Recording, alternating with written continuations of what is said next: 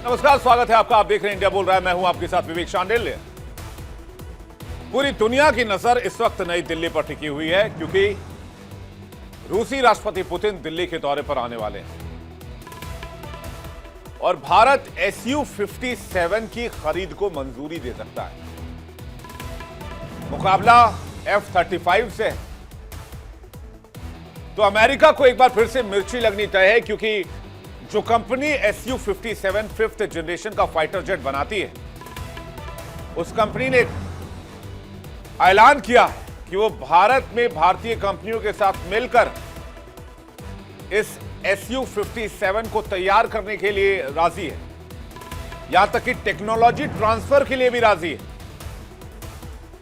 और जैसा कि हमें पता है कि हमारे पास अभी फाइटर जेट्स की कमी है, जिसमें अमेरिका ने बीच में बड़ी घुसने की कोशिश की और F-35 हमें चिपकाने की कोशिश की। इसलिए भारत रूस की दोस्ती एक बार फिर से अंतर्राष्ट्रीय राजनीति के केंद्र में आ गई है। सबसे कड़ी नजर अमेरिका रख रहा है। डोनाल्ड ट्रंप ने तो बाकायदा एक टीम बना दी है जो इस पूरे रूसी राष्ट्रपति के दौरे को मॉनिटर कर रहा है। रूस के राष्ट्रपति पुतिन का भारत दौरा ऐसे समय में हो रहा है जब रूस यूक्रेन युद्ध एक बड़े मोड़ पर खड़ा है और पूरी दुनिया ये देखने को बेताब है कि क्या भारत दोनों देशों के बीच शांति की कोई नई खिड़की खोल सकता है।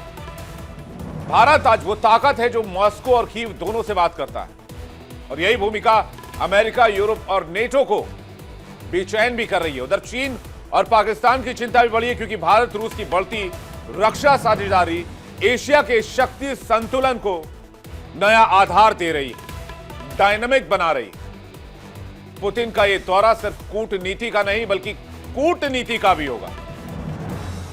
वैश्विक समीकरणों का नया अध्याय जहां भारत युद्ध में शांति, दोस्ती में नई रणनीति की भाषा लिख रहा है,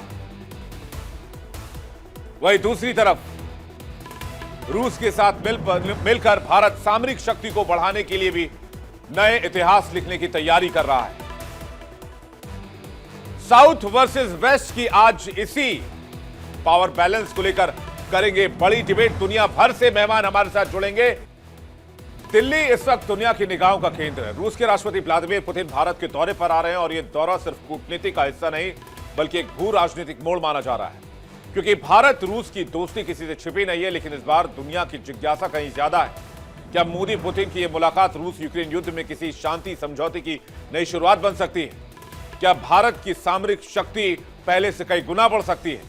G20 की कामयाबी हो या मॉस्को कीव के बीच बातचीत का रास्ता बनाने की कोशिश, भारत लगातार एक मध्यस्थ की तरह खड़ा रहा है जो दोनों पक्षों से बात कर सकता है।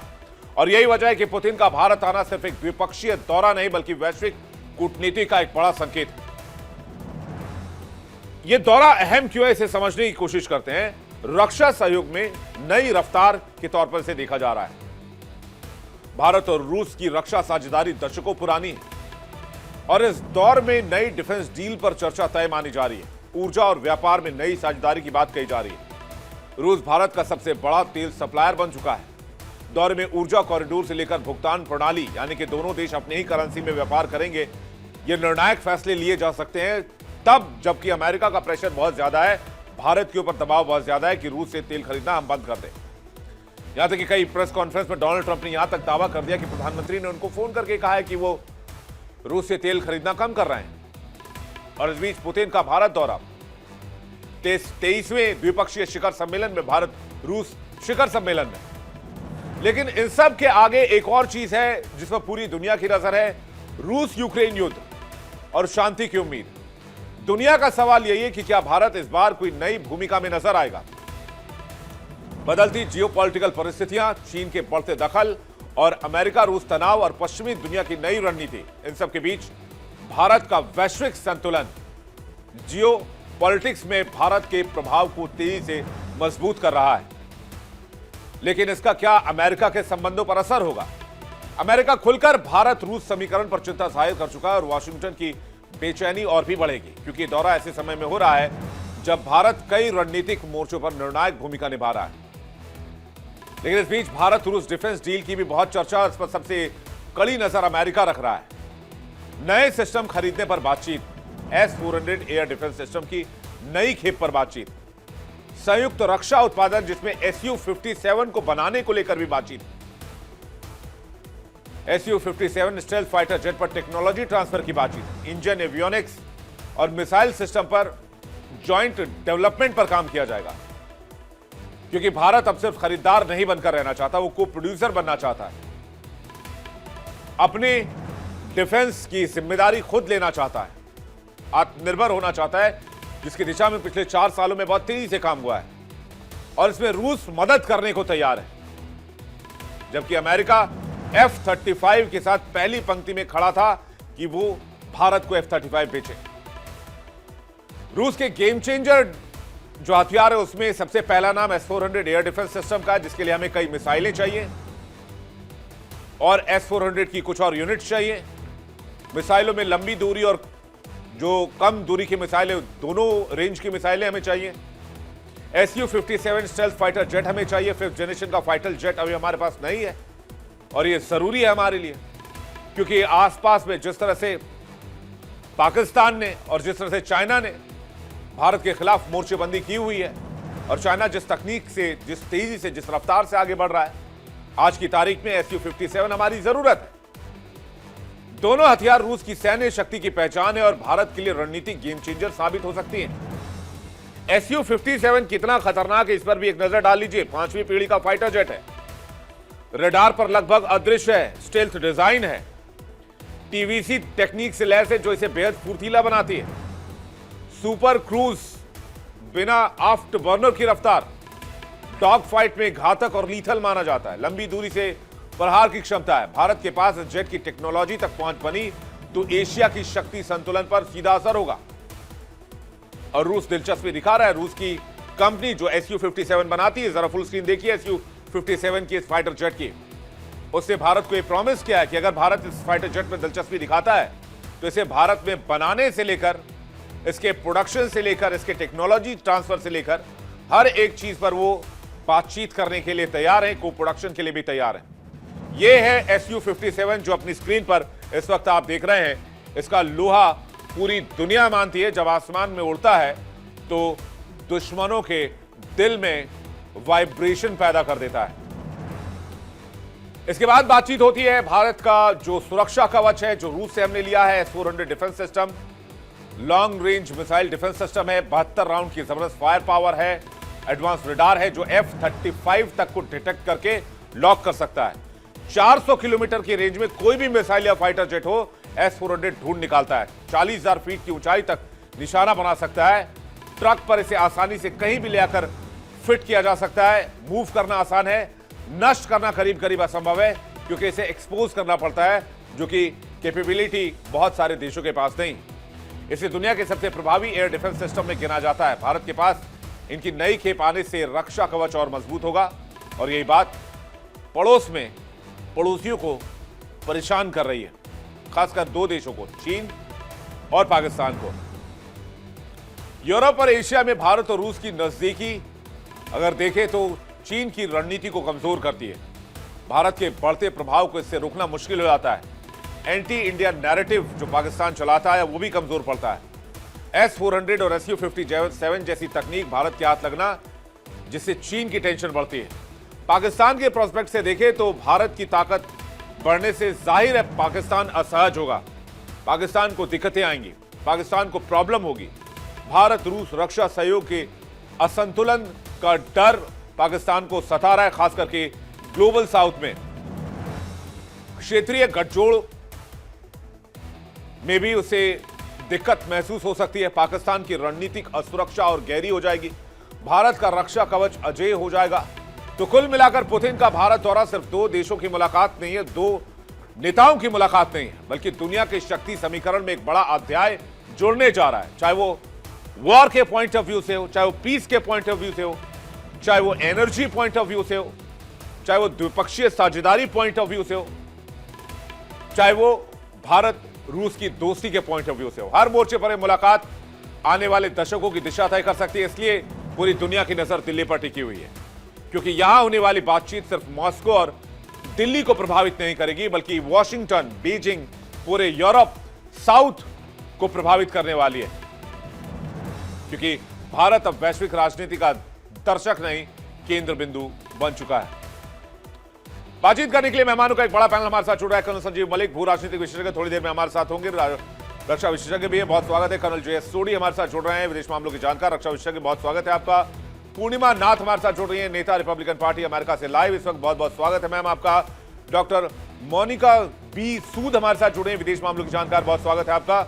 और हुसैन जावेद हमारे साथ जुड़ रहे हैं, सीनियर जर्नलिस्ट, पाकिस्तान से सीधे लाइव इस वक्त, बहुत बहुत स्वागत है। मैं JS सोडी सर से शुरुआत करूंगा, क्योंकि मेरा फोकस तो 5th जनरेशन के स्टेल्थ फाइटर जेट पर है और इसकी दरकार अभी इस वक्त हमें बहुत ज्यादा है, खास करके मॉडर्न सर्कमस्टांसेस में, जब हम देखते हैं कि हम ऑपरेशन सिंदूर, जो कि एक ऑनगोइंग ऑपरेशन है जिसे होल्ड किया गया है, पॉज किया गया है, जब हम देखते हैं कि चाइना अपनी तकनीक बहुत तेजी से डेवलप कर रहा है। सोडी सर, आप कैसे देखते हैं इसे, कितना इंपॉर्टेंट इंडिया के लिए 5th generation stealth fighter jet? जय हिंद विवेक जी। जय हिंद सर। ये मेरा सौभाग्य है कि मैं आपके न्यूज चैनल पर हूं और विख्यात को पैनलिस्ट के साथ हूं।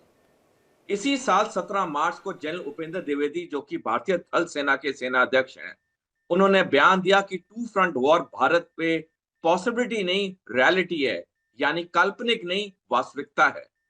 इसी साल 9 जुलाई को जनरल अनिल चौहान, जो कि भारतीय सशस्त्र बल के चीफ ऑफ डिफेंस स्टाफ हैं, उन्होंने कहा कि जिस तरह से पाकिस्तान, चीन और बांग्लादेश की नजदीकियां बढ़ रही हैं, ये आने वाले समय में भारत की अखंडता और सुरक्षा के लिए बहुत बड़ी चुनौती होगी। इन दोनों बयानों के मद्देनजर राष्ट्रपति पुतिन का जो भारत का दौरा है, ये बहुत अहम और महत्वपूर्ण है। और इसमें जो सबसे अहम और महत्वपूर्ण बिंदु, इसमें 2 चीजें, जैसे आपने ओपनिंग ग्राफिक्स में सही कहा, Su-57 लड़ाकू विमान और S-400। देखिए, पाकिस्तान तो कभी भारत के लिए एक सैनिक चुनौती था ही नहीं। 5 जंग में हमने हमेशा पाकिस्तान को हराया है। अगले 100 साल में 10 जंगें भी होंगी तो हम पाकिस्तान को हरा देंगे। हमारे लिए जो सबसे बड़ी चुनौती है वो है चाइना चैलेंज, और इस चाइना चैलेंज के लिए हमें बहुत जरूरी हो जाता है ऐसे आधुनिक हथियार जल्दी से जल्दी खरीदना, क्योंकि आज की तारीख में भारतीय वायुसेना को 42 स्क्वाड्रन लड़ाकू विमान के ऑथराइज हैं, उसके पास सिर्फ 29 है। और अगर हम बाहर से अब ये लड़ाकू विमान नहीं खरीदेंगे, क्योंकि हमारा जो AMCA लड़ाकू विमान का प्रोग्राम है वो 2035 से पहले डिलीवर नहीं करेगा, हमारे पास समय नहीं है। मैंने कई बार कहा है कि भारत के ऊपर चीन और पाकिस्तान 2 फ्रंट वॉर किसी भी वक्त 2030 के बाद कर सकता है। तो हमारे पास 5 साल है अपनी सैनिक क्षमता को और बढ़ाने के लिए, और इसके मद्देनजर राष्ट्रपति पुतिन का भारत का दौरा भारत के लिहाज से बहुत महत्वपूर्ण है। जी, ये आप बड़ी इंपॉर्टेंट बात कह रहे हैं और मुझे लगता है कि पूरी दुनिया की नजर है। मैं अमेरिका जा रहा हूं पूर्णिमा जी के पास, और उसके बाद संजीव मलिक जी हमारे साथ जुड़े हैं। संजीव मलिक जी, आपका बहुत स्वागत है। पूर्णिमा जी, अमेरिका ने काफी कोशिश की कि वो F-35 किसी तरह से भारत तक पहुंचा दें या भारत को बेचें, लेकिन आज की तारीख में ऐसा लग रहा है कि Su-57 वाली डील हो सकती है। इससे अमेरिका पॉइंट ऑफ व्यू से भी मुझे लगता है कि ट्रंप नाराज हो सकते हैं, अमेरिका को यह बात चुभ सकती है। प्रेसिडेंट ट्रंप, मैंने तो पहले सोचा था कि बहुत थिक स्किन्ड है और जो पॉलिटिकली एस्ट्यूट है, लेकिन अनफॉर्चुनेटली पिछले कुछ महीनों में जो अनफोल्ड हुआ है, आई एम डिसअपॉइंटेड कि इतने सॉलिड पोजीशन, पावरफुल पोजीशन में बैठ के कोई सॉलिड डील ना कर पाना और थ्रेटन्स और बुली और टेरराइजिंग में बिलीव करना, this is not something that I the kind of politics that I believe in. It was quite disappointing to see. कुछ भी हो सकता है, उनका ऑफेंड होना तो रोज़ की बात है। आप उनका सोशल मीडिया पोस्ट देखेंगे तो आपको पता ही चलेगा।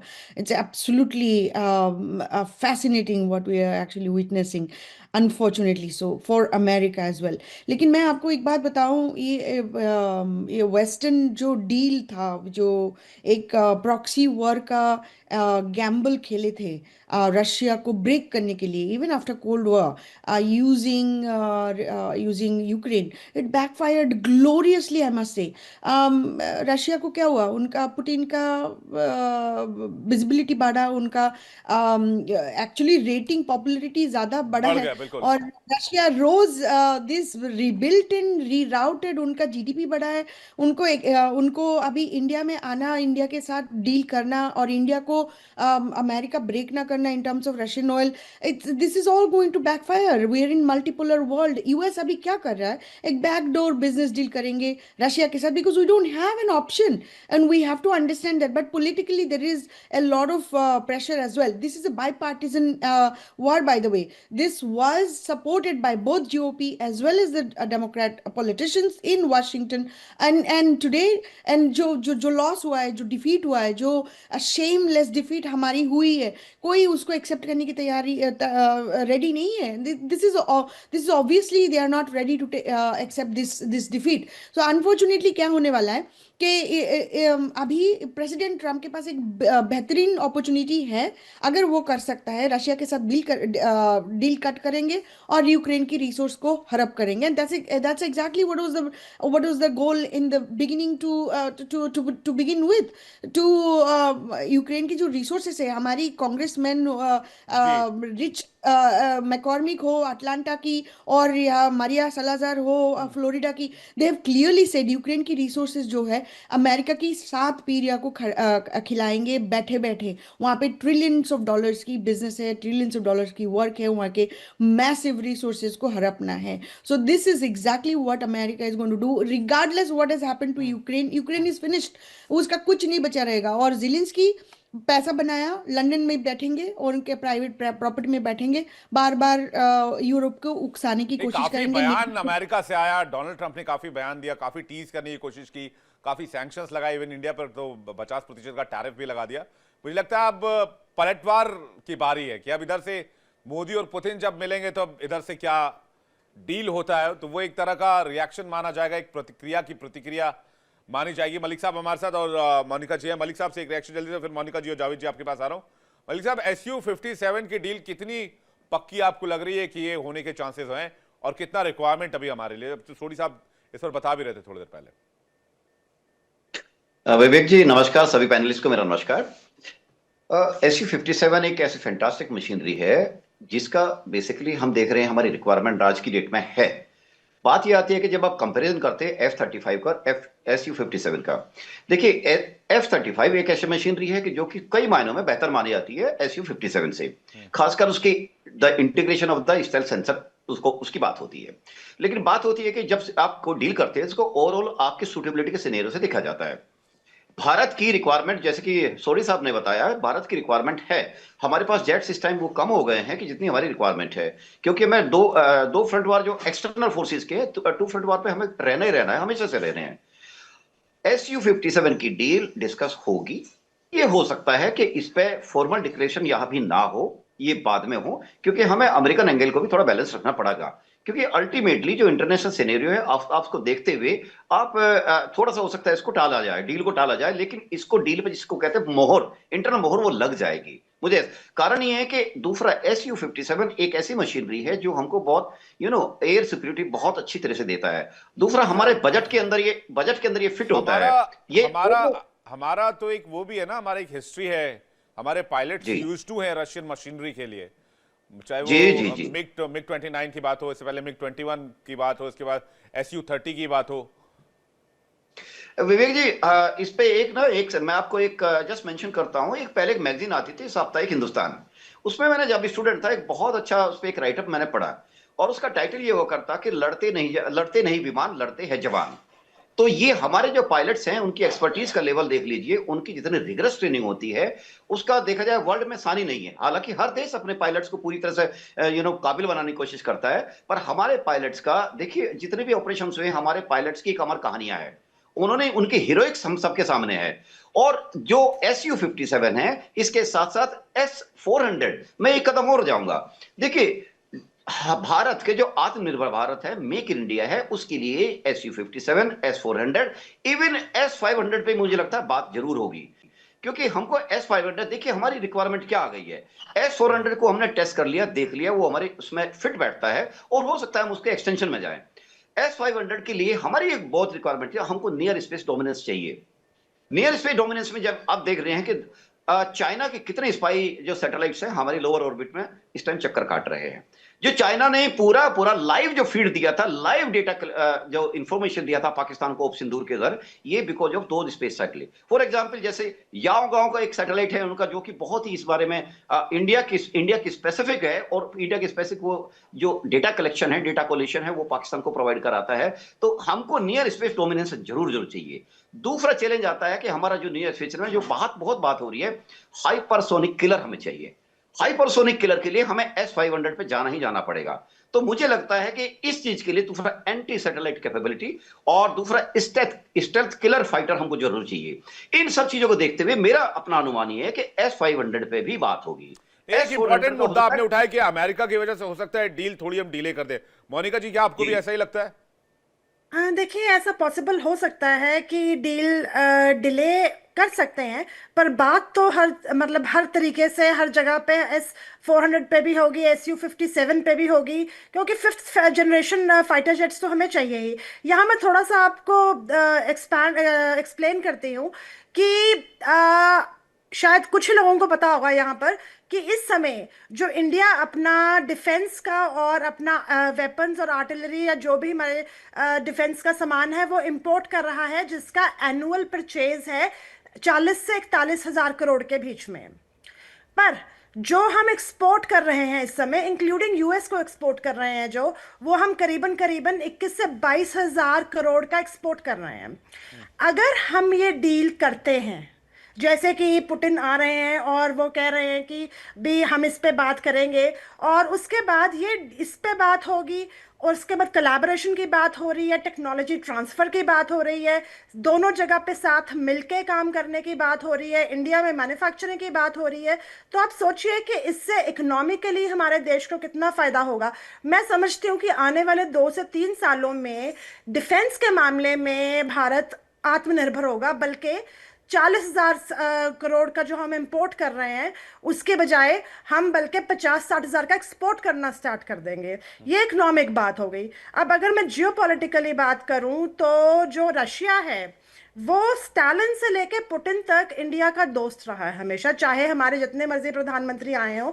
पर मोदी जी की जो स्टेबिलिटी है उस पर उन लोगों को विश्वास है।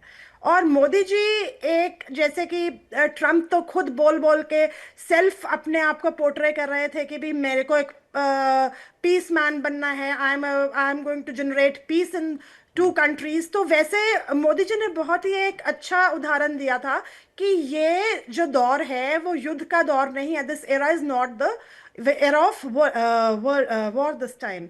सो अगर हो सके तो शायद मोदी जी इस बारे में भी बात होगी कि यूक्रेन की वॉर जो है वो रुक जाए। अब उसका आफ्टर इफेक्ट और रिजल्ट क्या होगा यूक्रेन पे, वो तो बात की बात है। पर हाँ, वो भी अमेरिका नहीं चाहेगा कि इस मुलाकात वो के बाद नहीं वहां चाहेगा, ceasefire हो क्योंकि जाए। जियोपॉलिटिकली अगर हम देखें तो उससे अमेरिका ट्रम्प को की हर इमेज को तरफ धक्का से लगेगा। इस चीज से गड़बड़ है। हर तरीके से उसको प्रॉब्लम है, क्योंकि उसने टैरिफ लगाए थे 50% के, ताकि हम लोगों की दूरी बढ़े रशिया से। जब हम क्रूड ऑयल लेना बंद करेंगे तो ऑफ कोर्स रशिया से हमारे जो रिश्ते हैं वो खराब होंगे। पर मोदी जी एक ऐसे प्रधानमंत्री हैं जिनको जितना दबाया जाए वो उतना ही ऊपर उठते हैं।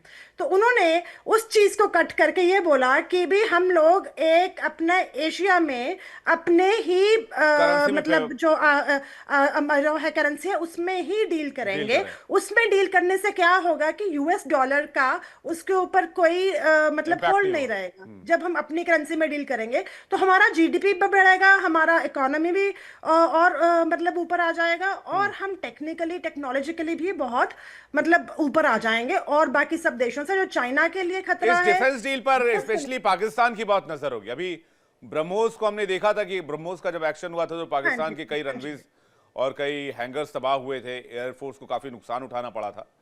तो अब जब Su-57 की बात होगी, जब S-400 की दोबारा बात होगी, जिसने PL-15 मिसाइल को भी मार गिराया, उसका मलबा DRDO के पास है, जिसको कि री इंजीनियर करने की कोशिश की जा रही है।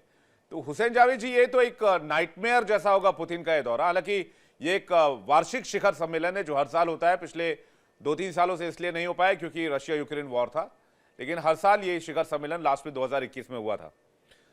तो इसे ये तो एक नाइटमेयर की तरह होगा। पाकिस्तान कैसे देख रहे हैं, पाकिस्तान के हुक्मरान और वहां के लोग? जी विवेक, सबसे पहले आपका शुक्रिया। देखें, अभी तक जो मैंने पैनलिस्ट की तमाम बात सुनी, अब इसमें तो शायद इंडिया इस चीज में ही श्योर नहीं है कि उन्होंने जो अभी SU-57 लेना है, क्या वो डील डन हो जाएगी या उसको पेंडिंग किया जाएगा। तो अभी तो कई चीजें मुझे ऐसे ही लग रही है सुन के, कई चीजें अभी तक फाइनलाइज ही नहीं। और एक और बात आपने बिल्कुल सही कहा अपने इंट्रो में कि ट्रंप साहब की बिल्कुल निगाह होगी कि क्या इंडिया जो है वो रूस का जो तेल है वो इसी तरह उसकी सप्लाई जो है वो जारी रहेगी या वो कम हो जाएगी। तो कहीं ना कहीं जो है दबाव तो इंडिया के ऊपर ही है। और सोनी साहब ने सही कहा है कि अगले 5 साल आपके लिए बड़े इंपॉर्टेंट है अगर आपने अपने डिफेंस को नई टेक्निक के ऊपर लेके जाना। और ऑब्वियसली हम सबको पता है अब ये सिर्फ ये बात नहीं रहेगी कि आपने सिर्फ अपनी आर्मी के साथ जाना है, आपने अपनी नेवी के साथ जाना है, आपने अपनी एयरफोर्स के साथ जाना है। अब मल्टी डोमेन की बात होती है, जो संजीव साहब ने बिल्कुल सही कहा। स्पेस की बात करें, इलेक्ट्रॉनिक की इसमें मतलब हो बात, इसमें साइबर की बात हो, तो ये चीजें इंडिया अगर अगले 5 साल में इसको उस तरह से कैटर नहीं करता और बहुत स्पीड चाहिए होगी, तो ऑब्वियसली आप खुद कहते हैं कि हमारा मुकाबला चाइना से है। चाइना तो फिर आपको पता है कि वो तो एक दिन में ही कई दिन का काम इस तरह कर लेते हो, तो आपके लिए बड़ा मुश्किल हो जाएगा। और रही बात हमारी कि अब वहां पे प्यूटन आ रहे हैं तो इसको इस्लामाबाद किस तरह देख रहा है। देखिए, ये बात सही है कि रूस और इंडिया के जो आपस में ताल्लुकात हैं वो बहुत ज्यादा अच्छे रहे हैं, मिसाली रहे हैं, उसी तरह जैसे हमारे चाइना के साथ रहे। लेकिन सवाल ये है कि अगर वो आपके बहुत अच्छे दोस्त हैं तो वो हमारे भी दुश्मन नहीं। और याद रखें, ये वो रूस नहीं है जो 1971 का था जिसने खुले में इंडिया की हिमायत की थी और उस समय नुकसान भी हुआ था। अब हमारे भी उनके साथ बहुत अच्छे किस्म के ताल्लुकात हैं। तो मैं नहीं समझता हमारे लिए कोई इतना मसला है। अगर आप SU-57 पे जा रहे हैं तो हम J-35 पे जा रहे हैं, आप S-400 पे जा रहे हैं, या अभी सर ने कहा कि आप S-500 पे आपको जाना चाहिए, तो हम HQ-19 पे जा रहे हैं। तो आई थिंक आप अपने हिस्से का काम करें, हम अपने हिसाब से जो जावेद हमारे भाई, लेकिन चीन के हथियारों को तो कहते हैं चले तो चांद तक, नहीं तो शाम तक। जी, चीन के हथियारों को लेकर कहा जाता है, चीन के सामानों को लेकर कहा जाता है, चल गए तो चांद तक, नहीं तो फिर शाम तक। और देखिए, हमारे लिए तो चांद तक ही गए। HQ-9 का जो एयर डिफेंस है वो तो ब्रह्मोस रोक नहीं पाया। देखिए, बात ये कि मई में हम तो चांद तक गए, अब आप उसको ना माने वो आपका हक है, बिल्कुल आपका अपना उसमें मौकिफ है, हमारा अपना मौकिफ है। लेकिन मैं बात यही करूंगा कि ये तो इंडिया के जो टॉप डिफेंस एनालिस्ट हैं वो भी इस बात को अच्छी तरह समझ चुके हैं कि हम अगले, अगर आप इसमें पाकिस्तान की बात करें तो हम किसी भी ऐसे एक्शन के लिए तैयार हैं अगर हमारे ऊपर आपका एक्शन एयर किया जाए। डिफेंस HQ-9 ब्रह्मोस को रोक सकता था, नहीं रोक पाया, बस इतनी सी बात है। और इसके लिए हमने सैटेलाइट इमेजेस दिखाए जो पूरी दुनिया भर में देखी गई। सर, फिर बात तो वही है ना कि जम्मू कश्मीर के अंदर जो आपके फौजी अड्डे थे वहां का इलेक्ट्रॉनिक सिस्टम भी जैम हुआ, हमने नहीं किया। रफाइल का भी नुकसान हुआ, वो आप नहीं मानेंगे, कोई बात नहीं। S-400 की बैटरीज को भी नुकसान हुआ, लेकिन आप कहेंगे वो बिल्कुल सही है। इस डिबेट का कोई अंत नहीं है। देखिए, आप अपने हिसाब से सही हैं, हम अपने हिसाब से सही हैं, लेकिन मैं एक बात जानता हूं कि इंडिया अगर अगले 5 साल में, ये मैं बिल्कुल एक सही बात करूं, एक पाकिस्तानी बन के नहीं बात कर रहा, एक वैसे बात करूं कि इंडिया, मतलब सोडी साहब ने सही कहा, अगले 5 साल आपके लिए बहुत अहम है और उसमें आपको बहुत सारे अपने जो आपके हदफ हैं वो आपको भाई हम तो काम कर ही रहे हैं, हमारा फोकस थोड़ा सा और बढ़ जाएगा अगर आपने अपने लॉन्च पैड्स और वो जो सीमा पार के जो टेरर आउटफिट्स हैं उनको थोड़ा कंट्रोल कर ले तो हम अपना काम इधर थोड़ा ज़्यादा तेज कर लें। लेकिन आपको फुर्सत नहीं मिलती अपने लॉन्च पैड्स, फिर अभी रिपोर्ट आई आप लोगों ने फिर लॉन्च पैड्स बनाए हुए हैं, हमको फिर उधर भी ध्यान देना पड़ता है, वहां पे भी थोड़े बहुत ऑपरेशंस करने पड़ते हैं, उधर फंड भी जाता है, पैसा भी लगता है। तो वो जावेद साहब उसका थोड़ा सा अगर ध्यान आप रखें तो फिर हम अपना काम जो है और मन जो है दोनों तरक्की में लगाएं और 5th क्या हम 6th जनरेशन फाइटर जेट भी तैयार कर लें 2030 तक। लेकिन आपकी बात पे मैं सोडी सर का एक रिएक्शन ले लेता हूं जी, मैं आ रहा हूं आपके पास वापस। सोडी सर, देखिए विवेक जी, जहां तक पाकिस्तान का आतंकवाद को समर्थन है, ये कभी खत्म नहीं होगा। 36 साल हो चुके हैं जम्मू कश्मीर में आतंकवाद चल रहा है, कम हुआ है, खत्म बिल्कुल नहीं हुआ है। जबकि पंजाब में 15 साल में आतंकवाद खत्म हो गया था। क्योंकि इसकी पिक्चर बहुत बड़ी है। इसके लिए हमें इतिहास में जाना पड़ेगा। 24 जनवरी 1972 को जब नहीं, पाकिस्तान ने इस्लामाबाद मुल्तान- सर वो बात ठीक है, अब टेररिज्म पे फिर बात कर लेंगे, लेकिन इस्लामाबाद अभी कैसे देख रहा होगा पुतिन के दौरे को? देखिए, जहां तक इस्लामाबाद की बात है, जब 21 दिसंबर 2011 क्योंकि को आप आज की अमेरिकी तारीख राष्ट्र- में इस्लामाबाद और व्हाइट हाउस को अलग करके नहीं देख सकते हैं। वहां से जो डायरेक्टिव आएंगे व्हाइट हाउस से, वही चश्मा इस्लामाबाद लगाएगा। विवेक जी, वही मैं बता रहा था। 2011 को जब pivot to Asia policy announce हुई अमेरिकी राष्ट्रपति बैरक ओबामा से, उसके बाद से रूस और भारत के वो गहरे रिश्ते नहीं रहे जो उससे पहले थे। रूस आज पाकिस्तान के साथ उसकी दोस्ती अच्छी है, उतनी अच्छी नहीं है जितनी भारत के साथ है, लेकिन पाकिस्तान के साथ है। दूसरी जो बड़ी चीज हुई है 24 फरवरी 2022 को, जब रूस ने यूक्रेन में आक्रमण किया, उसके बाद से रूस पूरी तरह से चीन के गिरफ्त में आ चुका है। तो रूस कभी भी चीन के अगेंस्ट नहीं जाएगा। हमें यह चीज याद रखनी होगी। बीजिंग को कोई फर्क नहीं पड़ता है कि राष्ट्रपति पुतिन दिल्ली आए या ना आए, क्योंकि चीन और रूस की दोस्ती एक अलग लेवल की है। जहां तक अमेरिका की बात है, अमेरिका अपना प्रेशर बनाएगा, क्योंकि अमेरिका एक व्यापारी देश है। वो चाहता है कि वो अपने F-35 लड़ाकू विमान बेचे, जो कि Su-57 से कई गुना महंगे हैं, और जो कि भारत के हित में भी नहीं है इतना महंगा लड़ाकू विमान खरीदना, जबकि सारे पैरामीटर्स Su-57 में भरपूर हो रहे हैं। और सबसे बड़ी चीज, अमेरिका ट्रांसफर टेक्नोलॉजी करने के लिए तैयार नहीं है F-35 के लिए, लेकिन रूस ट्रांसफर टेक्नोलॉजी करने के लिए तैयार है Su-57 से के साथ। तो जहां तक भारत की बात है, हमारे रिश्ते रूस के साथ अच्छे हैं, उतने अच्छे नहीं हैं जितने 2011 से पहले थे। जहां तक बाकी दो हमारे दुश्मन देशों की बात है, चीन और पाकिस्तान, उनका एक पूरा अपना एक गुट बन चुका है, जिसमें रूस भी शामिल है। तो ओवरऑल कोई साउथ एशिया में जियोपॉलिटिकल समीकरण कुछ खास बदलेगा नहीं राष्ट्रपति पुतिन के यात्रा के बाद। लेकिन क्या ये डील अमेरिका को तो हजम नहीं होगी? पूर्णिमा जी मुझे लगता है ज्यादा बेटर बता पाएंगे इस पे, क्योंकि वो अमेरिका से डायरेक्ट लाइव हैं। क्या ये डील डोनाल्ड ट्रंप हजम कर पाएंगे? ये जो डिफेंस डील होगी, हालांकि अमेरिका के साथ भी हमने अभी एक डिफेंस डील की है जिसमें मिसाइल्स और बाकी चीजों की खरीद तय हुई है, लेकिन ये अगर डील हो गई, पीसीआर प्लीज बाकी पैनलिस्ट को भी स्क्रीन पे लीजिए, ये डील अगर हो गई तो फिर उसके बाद क्या ट्रंप और भारत के रिश्ते वैसे सामान्य रह जाएंगे? डोनाल्ड ट्रंप इसे किस चश्मे से देखेंगे? क्या हो सकता है वो 50% का टैरिफ 75% ना हो जाए?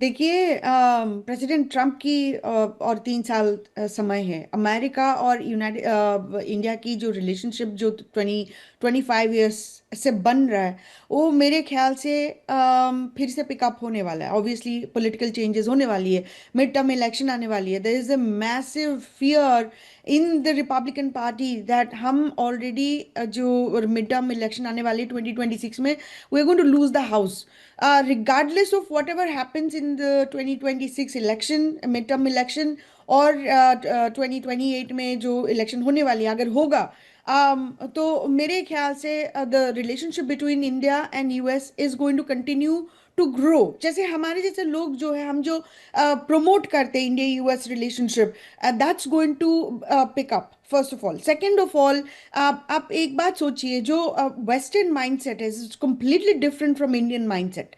अभी जो ये यूक्रेन वॉर, मैं यूक्रेन वॉर तो कहती नहीं हूँ, मैं यूएस रशिया वॉर कहती हूँ इसको। एक्चुअली यूक्रेन प्रॉक्सी वॉर कहती हूँ मैं। But it has shifted global orders as well. India actually emerged as a stronger power, a central power at this point of time, not with an idea that it's going to go around and invade other countries and take over, take over the resources, which is what the mindset from I see these Western powers, whether it's Europe or American or हमारी जो कॉन्ग्रेशनल authorities है, they speak like that literally. अभी जो हमारी जो secretary of defence, he is not a defence secretary, is a secretary of war, पीट हेग्सेथ, he's in hot water for a word that he actually said, kill them all, is basically killing the folks in the Venezuelan boats. And this isn't something that I don't think that Indian politicians will ever say in another territory of the world. You're just going to go and bomb them. And so there is a difference between spiritual mindset versus material mindset, जो western और eastern, जो India और America की mindset को अलग करती है। लेकिन at the end of the day India की जरूरत है, जो इंडिया की जो इन्फ्लुएंस होने वाली, जो स्पिरिचुअल बेस की इन्फ्लुएंस है, वो किसी को अभी कोई रोक नहीं सकता। अब अमेरिका को आप इंडिया बिल्कुल की सही कह रहे हैं कि जरूरत है। भारत के बढ़ते प्रभाव को डोनाल्ड ट्रंप चाहे जितना भी कोशिश करे, या भारत रूस की दोस्ती को जितना हैमर करने की कोशिश करें, तोड़ने की कोशिश करें, वो मुमकिन होता नहीं दिख रहा। और पिछले 6 महीने में इस बात के सबूत मिले, स्पेशली आफ्टर 50% टैरिफ। भारत ने यू टर्न नहीं लिया अभी तक, और भारत ने वो 50% टैरिफ बेयर करना ही मुनासिब समझा इंस्टेड ऑफ दैट। लेकिन मलिक साहब से मेरा एक इंपॉर्टेंट सवाल यह है कि व्हाट इफ अगर पुतिन नई दिल्ली से सीजफायर का ऐलान कर दें और कहेंगे कि मोदी से बातचीत के दरमियान कुछ बातचीत ऐसी हुई पॉजिटिव कि हम सीजफायर की ओर जा रहे हैं, फिर क्या होगा? फिर तो मुझे लगता है मिड टर्म इलेक्शन तक का वेट भी नहीं करना पड़ेगा, डोनाल्ड ट्रंप खुद ही कहीं अपनी कुर्सी छोड़ के ना चले जाएं। विवेक जी, जो पूर्णिमा मैम कह रही थी, मैं उस बात को थोड़ा सा वहां से लिंक करना चाहूंगा। देखिए, हाँ, जो इस टाइम जो अमेरिका की स्थिति है, अमेरिका में जो भारत के संबंध जो है ये फ्यूचर में प्रगाढ़ होंगे। कारण ये है कि हमारा उनका ऐसा नहीं है कि देखिए, आप 1 साल का छोड़ दीजिए, 1 मिनट, एक साल का ये जो टाइम पीरियड हुआ है ना, इसमें 2-3 इशू बड़े महत्वपूर्ण हुए। भारत रशिया के ऊपर जो यूएस की प्रॉब्लम है वो ये लेके है क्योंकि रशिया और नेटो लड़ रहा है, रशिया और अमेरिका लड़ रहा है। रशिया, हाँ, एक देश को आपने हथियार बना के, टूल बना के बर्बाद करवा दिया, जस्ट कि आपको हथियार बेचने थे और आपको वहां के एनर्जी रिसोर्सेज पर आपकी आंखें गड़ी हुई है। उस चीज को लेते हुए ये चीजें बैकफायर कर गई। अब वो इस चीज का फेस सेविंग ढूंढ रहे हैं कि इसको हम कैसे करा जाए। ये बात अब आती है कि जो फिलहाल चल रही है 28 पॉइंट जो एग्रीमेंट प्रपोज्ड, जिसपे कि पूरा यूक्रेन का विरोध है। अब उन चीजों को कभी डाइल्यूट किया जा रहा है, कभी सुन रहे हैं 22 पॉइंट हो गए, 21 पॉइंट हो गए, हो सकता है ऊपर नीचे होता रहेगा। देखिए, कोई भी पीस एग्रीमेंट या दो देशों के बीच शांति अस्थायी तब हो पाएगी जब दोनों देशों को कॉन्फिडेंस में लेके उन दोनों को विलिंगली एग्री करा जाए। जबरदस्ती करके आप नहीं करा सकते, क्योंकि वो पीस जो है टिकेगी नहीं ज्यादा। रशिया के साथ प्रॉब्लम यह है कि रशिया लंबे युद्ध में खिंच गया है। कुछ भी ना हो, रशिया एक बैटल हार्डन कंट्री है वैसे तो, लेकिन उसकी इकोनॉमी को भी डेंट आया है। रशिया को भी भारत की जरूरत है, और भारत को सूट यह करता है कि रशिया जो टेक्नोलॉजी ट्रांसफर और जो यहां पे अपने वेपनरी सिस्टम, ये हमारे लिए वेपन नहीं है।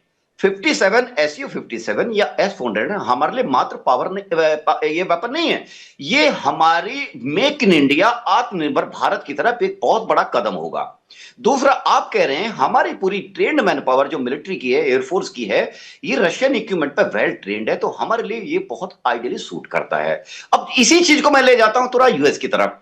देखिए, यूएस के साथ प्रॉब्लम ये, हमने उन्हें चिनूक लिए, हमसे उन्हें अपाचे लिए है, ग्लोब मास्टर्स लिए हैं, बहुत सारे वेपन लिए हैं, बिलियंस में उनके साथ हमने डील की है, क्योंकि रशिया की इकोनॉमी का हथियार को बेच के उनके अंदर बहुत बड़ा इंपिटस होता है।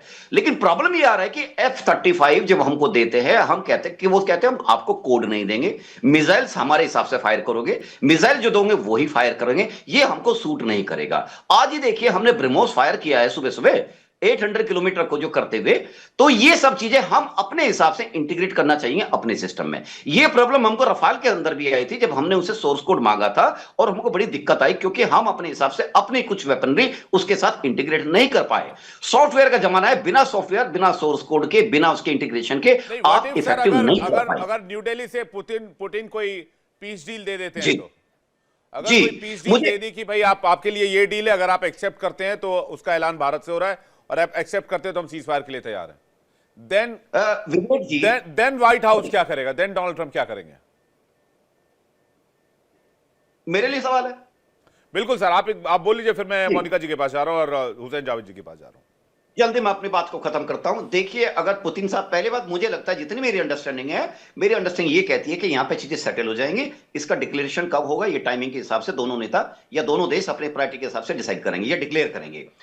अभी अगर ये कर भी कुछ पॉजिटिव आती है जो ओपन में कर दी जाती है, क्योंकि जो हो सकता है जॉइंट डिक्लेरेशन भी आए इस एनुअल बाइक कॉन्फ्रेंस का, इसमें जब आएंगे तो निश्चित रूप से ये अपने डोनाल्ड ट्रंप साहब को कोई अच्छी चीज नहीं लगने वाली है। ये इनको दिक्कत करने वाली चीज है, क्योंकि कोई भी चीज हमारे एनर्जी रिसोर्स ले लीजिए, क्योंकि हम इस चीज पर बात जरूर होगी कि जो ऑयल की जो परचेज का जो ड्रॉप हुआ है उसको कहां कंपनसेट किया जाएगा।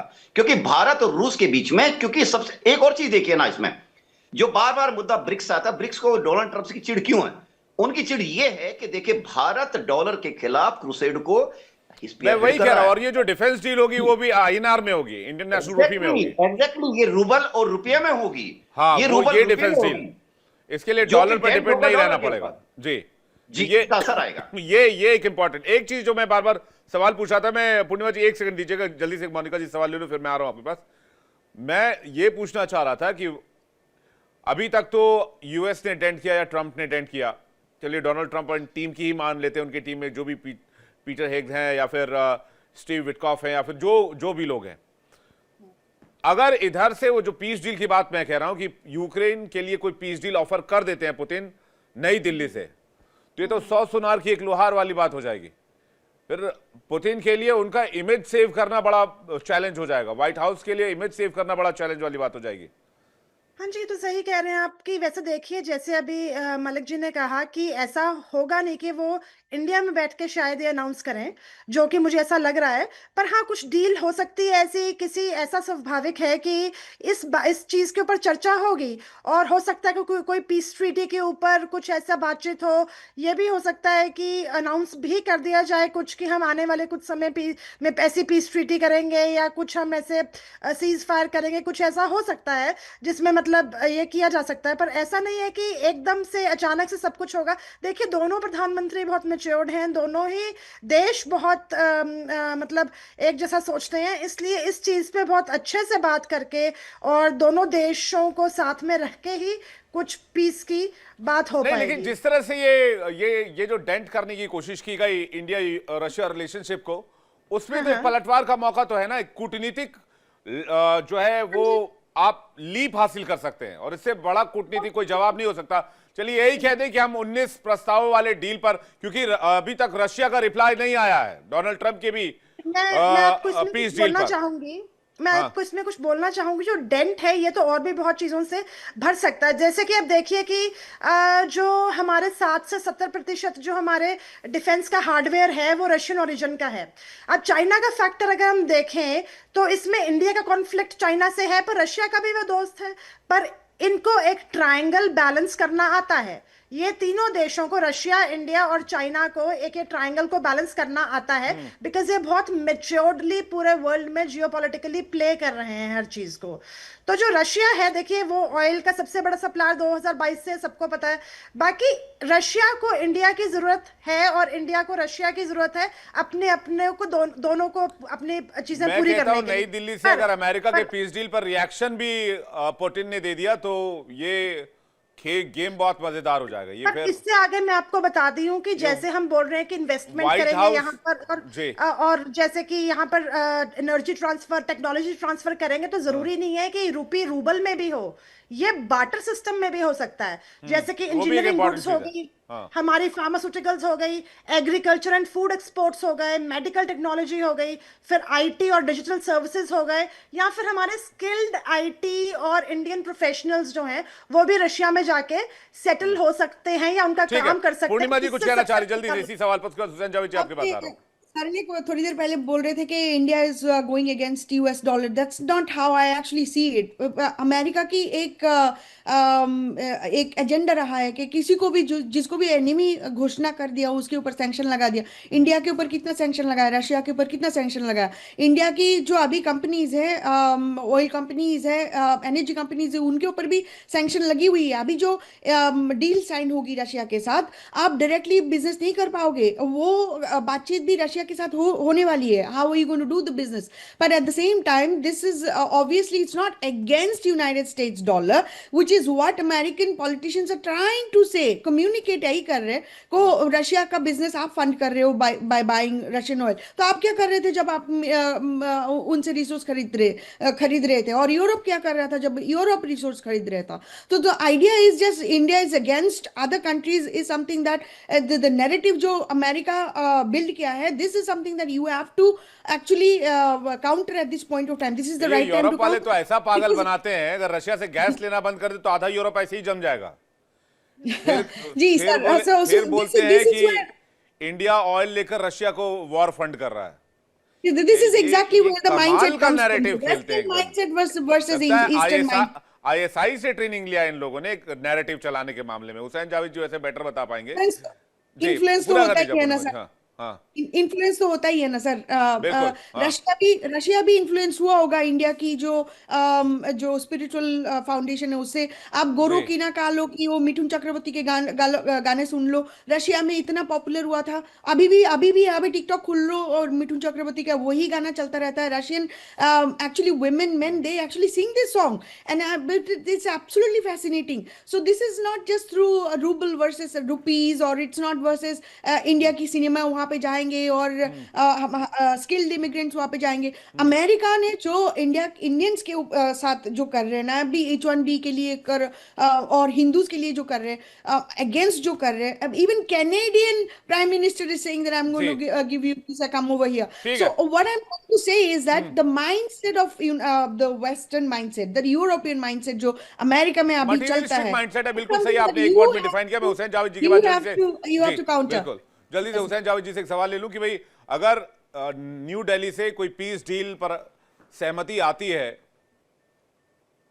पुतिन की तरफ से, या फिर वो अमेरिका के डील को ही कुछ अमेंडमेंट्स के साथ ओके कर देते हैं, तो ये तो एशिया के लिहाज से, भारत के लिहाज से बहुत बड़ी खबर होगी। तो सेटबैक हो जाएगा फिर यूएस के लिए, पाकिस्तान के लिए। देखिए, मैं आपको कम से कम इसमें पाकिस्तान के हवाले से ये कह सकता हूँ कि अगर तो कोई ऐसी वहां पे डील हो जाती, जो आप भी कह रहे हैं कि पीस डील हो जाए और व्हाइट हाउस एकदम से परेशान हो जाए, और फिर आपने कहा कि ट्रम्प शायद अपनी कुर्सी जो उसमें सेव कर ही ना पाए। अब ये वो चीजें जो मुझे तो नहीं होती दिखाई दे रही कि ये इतना बड़ा कुछ ऐसा हो जाएगा। अरे रिएक्शन भी आ गया। वो अगर यूएस के पीस डील पर ही न्यू दिल्ली से रिएक्शन दे दे, ये भी तो बड़ी बात हो जाएगी ना, क्योंकि अभी तक रशिया ने कुछ कहा ही नहीं है, कोई रिप्लाई ही नहीं दिया। इनफैक्ट बात वही है कि जब वो कल आएंगे, उनका 2 दिन का विजिट है, उसमें अगर कोई ऐसी बात आती है तो फिर उसके बाद ही बात इस तरह हम कर सकते हैं। पाकिस्तान पे इसका कोई असर नहीं पड़ेगा कि अगर इस तरह से इंडिया डील करवा दे इस इशू के ऊपर, हम पे इसका कोई असर नहीं पड़ने वाला। रूस के साथ भी हमारे अच्छे किस्म के ताल्लुकात हैं, और आप देख लें कि इसमें, और खुद हमारी अभी यहाँ पे एक मैडम है, उन्होंने भी कहा कि रूस का इशू सिर्फ अमेरिका से हो सकता है, चाइना के साथ तो उनके बहुत ही डीपर किस्म के संबंध हो चुके हैं, ये हम सब अच्छी तरह से जानते हैं। तो मैं नहीं समझता कि इस पे बीजिंग पे कोई असर पड़ेगा या इस्लामाबाद पे असर पड़ेगा, हमें नहीं पड़ने वाला। लेकिन एक बात है विवेक जी, कि जो डिबेट मैंने सुनी यहाँ पे, मेरे ज़हन में जो सवाल आया वो एक सवाल है कि एक जमाने में ये कहा जाता था कि इंडिया में जो भी असला आया है राइट फ्रॉम आफ्टर 1947 रूस से ही आया है, आपके मिक्स भी वहां से आए, उसके बाद जब आपने सखोई लिए तो वो भी आपने उनसे लिए, और फिर इंडिया में एक सोच आती है दोबारा कि अब हमें अपना ये जो वे है इसको चेंज करना है, हमें अभी अमेरिका पे जाना है। लेकिन फिर दोबारा जो एक रिवर्स हुआ है कि आप दोबारा F-35 पे आप जा रहे थे, उसके बाद आप Su-57 पे जा रहे, तो ये मुझे नहीं, हम जा रहे थे, लेकिन अभी आपको मैं बताऊं, रॉयल एयरफोर्स का, जो कि ब्रिटेन की एयरफोर्स है, उसका F-35 केरल में 3 महीने हैंगर में पड़ा रहा, कोई ठीक नहीं कर पाया। तब से हम लोगों का मूड थोड़ा चेंज हो गया। हम लोगों ने बोला ये F-35 की ये स्थिति है, 3 महीने से टेक्नोलॉजी करेक्ट नहीं कर पा रहे हैं, उड़ा नहीं पा रहे हैं, बाद में पता नहीं क्या हो, तो कबाड़ लेगा कौन। फिर थोड़ा सा मूड चेंज हुआ, फिर हमने थोड़ा फैसला बदल दिया। तो ये थी कहानी, ये थी कहानी भाई साहब। जावेद साहब बहुत शुक्रिया हमारे साथ जुड़ने के लिए। मोनिका जी बहुत धन्यवाद, पूर्णिमा जी आपका भी बहुत बहुत शुक्रिया, सोनी साहब आपको भी धन्यवाद, मलिक साहब आपका भी बहुत बहुत धन्यवाद हमारे साथ जुड़ने के लिए। दर्शकों आपका भी बहुत बहुत शुक्रिया। वैसे ये जो कहानी मैंने F-35 की सुनाई, ऐसी कोई बातचीत थी नहीं। हालांकि ये बात सच है कि 3 महीने तक हैंगर में F-35 पड़ा रहा यहाँ पर, और काफी किरकिरी हुई थी इस बेहतरीन नायाब फाइटर जेट की, जिसको लेकर पूरी दुनिया में सवाल भी उठाए गए। बहरहाल डिबेट में फिलहाल इतना ही। आगे बढ़ने से पहले बता दें, अब बारी है इंडिया डेली क्विज कॉन्टेस्ट की। सवाल है आज का हमारा, हिमाचल प्रदेश के मुख्यमंत्री का नाम क्या है? आपके ऑप्शंस हैं, ऑप्शन ए सुखविंदर सिंह सुक्खू और बी भूपिंदर सिंह हुड्डा। सही जवाब भेजिए 7407 7407 पर। सही जवाब देने वाले लकी विजेता को मिलेगा शानदार इनाम।